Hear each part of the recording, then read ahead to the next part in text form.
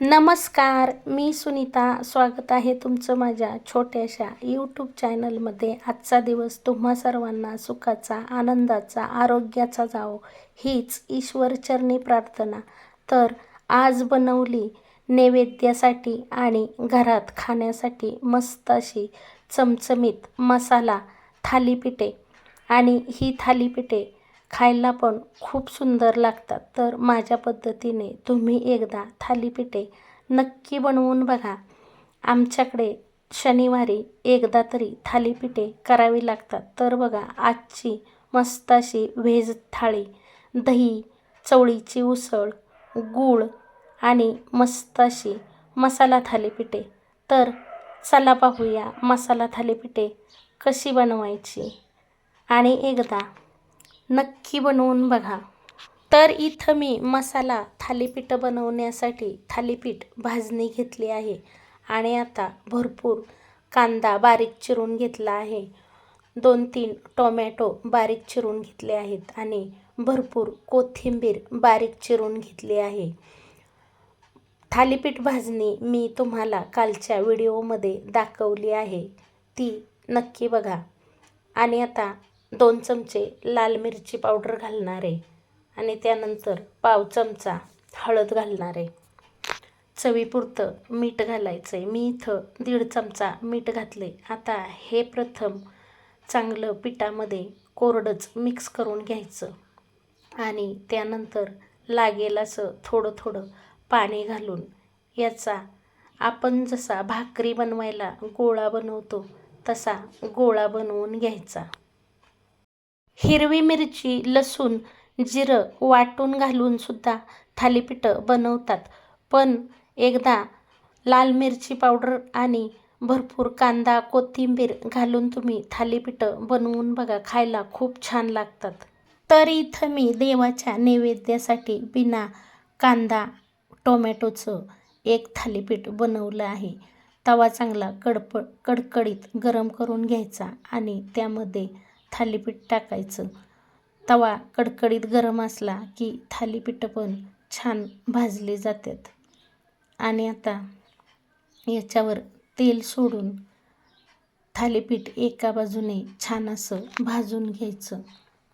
आता इथं मी घरात खाण्यासाठी मसाला घातलेली थालीपीठं करून घेणार आहे. तर मी तुम्हाला सुरुवातीला 1-2 थालीपीठे बनवून दाखवणार आहे. देवाच्या नैवेद्यामध्ये कांदा लसूण चालत नाही, म्हणून मी फक्त लाल मिरची पावडर, हळद आणि मीठ घालून एका थालीपीठाचं पीठ मळून घेतलं होतं. आणि आता बघा, मस्त असं हे थालीपीठ दोन्ही बाजूंनी भाजलं आहे. श्रावण महिन्यात आमच्याकडे एका तरी शनिवारी थालीपीठाचा नैवेद्य दाखवलाच जातो. तर इथे मी मसाला थालीपीठ थापून घेतलं आहे. आता तवा कडकडीत गरमच आहे आणि आता हे पण थालीपीठ घालून घेणार आहे.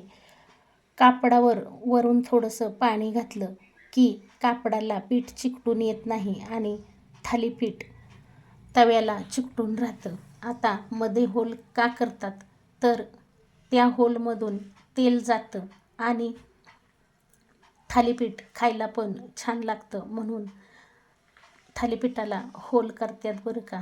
आता मी ते थालीपीठ एका बाजूने भाजते तोपर्यंत तुम्हाला दुसरं थालीपीठ थापून दाखवते. मधून अधून हाताला पाणी घेतलं की थालीपीठ व्यवस्थित थापता येतं. आणि थालीपीठाचं पीठ मळताना जास्त घट्टही नाही मळायचं आणि जास्त पातळही नाही मळायचं, म्हणजे थालीपीठ व्यवस्थित थापता येतं. आणि थालीपीठ भाजणी करताना त्यामध्ये गहू थोडेच घालायचे. गहू जर जास्त घातले तर थालीपीठं व्यवस्थित भाजता येत नाहीत. आणि दोन्ही बाजूंनी मीडियम गॅसवर थालीपीठं खरपूस भाजून घ्यायची, म्हणजे ती खाताना सुद्धा छान लागतात. आणि थालीपीठ थापण्याच्या अगोदर कापडावर थोडंसं पाणी घालायचं, म्हणजे थालीपीठ कापडाला पण चिकटून राहतं, हाताला चिकटून येत नाही. तर बघा, इथे आपलं थालीपीठ दोन्ही बाजूंनी छान असं भाजलं गेलं आहे.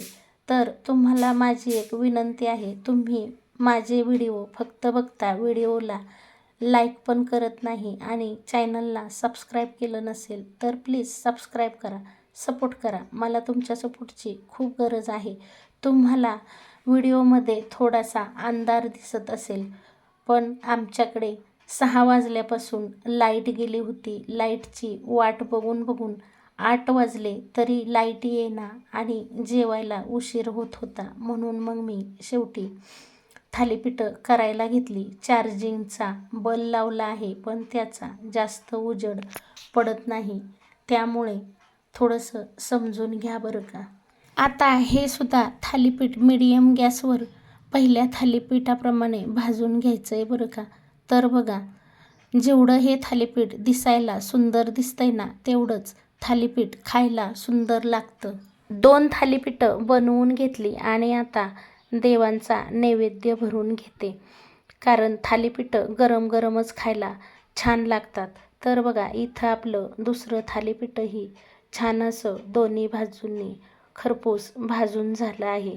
अशी थालीपीठं खरपूस भाजून घ्यायची, म्हणजे खायला छान लागतात.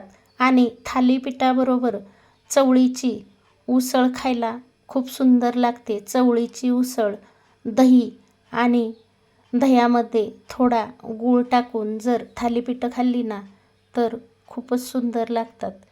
आणि देवांना कांदा लसूण चालत नाही, म्हणून मी चवळी शिजवलेली बाजूला काढून ठेवली आहे, ती नैवेद्यावर घालणार आहे. दही, गूळ, चवळी थालीपीठावर घालून घेतले आहे. असा नैवेद्य आमच्याकडे देवाला दाखवतात. गावातल्या देवळामध्ये नैवेद्य दाखवायला आमच्या आहोंना पाठवलंय आणि मी आता घरातल्या देवांना नैवेद्य दाखवून घेणार आहे. म्हणजे देवांना नैवेद्य दाखवल्यानंतर गरम गरम थालीपीठे करत करत सर्वांना खायला द्यायला येतात. इथं मी शिवलीला अमृत ग्रंथाचं वाचन करत आहे, तर त्यालासुद्धा थालीपीठाचा नैवेद्य अर्पण केला.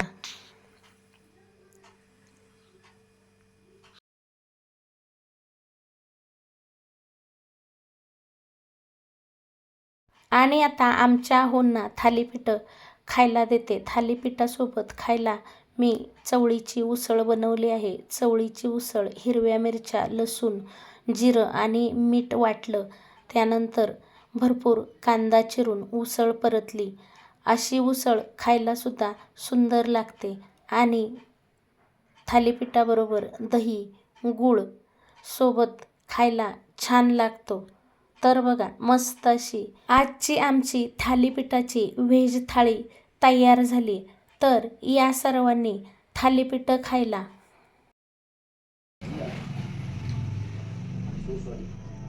लागतात ओ धपाटी, लागतात ना छान. तर अशी माझ्यासारखी थालीपीठे एकदा नक्की बनवून बघा. एकदा जर का माझ्या पद्धतीने तुम्ही थालीपीठं बनवली ना, तर नेहमी अशीच थालीपीठे बनवून खाल. तर तुम्हाला आजचा व्हिडिओ कसा वाटला कमेंट करून सांगायला विसरू नका. व्हिडिओ आवडला असेल तर एक लाईक जरूर करा. चॅनलला याआधी सबस्क्राईब केलं नसेल तर सबस्क्राईब करा, सपोर्ट करा. पुन्हा भेटूया अशाच एका नवीन छानशा व्हिडिओसोबत. तोपर्यंत बाय बाय.